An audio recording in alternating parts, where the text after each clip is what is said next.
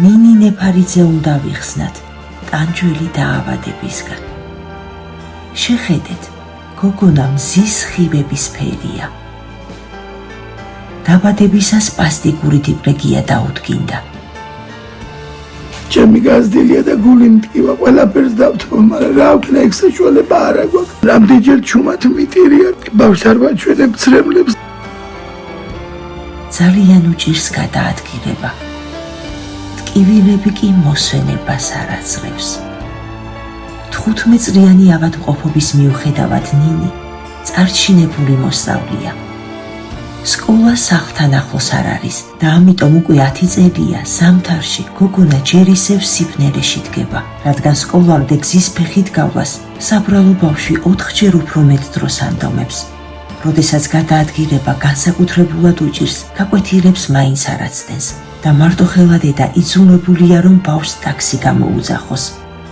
ის ფული სხვა ოჯახებისთვის შესაძლოა მცირეა, მაგრამ ამ ოჯახისთვის თითო ლარიც კი ბევრს ნიშნავს. ის ნინის დაიგო 11 თვის მარიამია.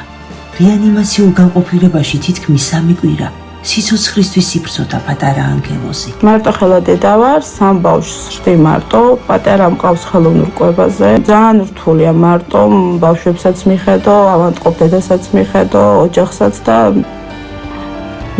გვიჭირს რა ძალიან.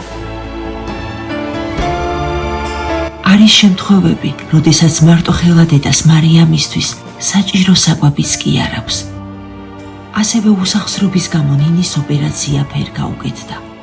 უცხოელი ექიმები ისე ველოდებიან ჩვენს გოგონას. ეს ბოლო შანსია ფეხზე დადგომის. ოპერაციის ღირებულება $15,000. ნათესავია ემიგრანტია, ადგილობრივი მოსახლეობა.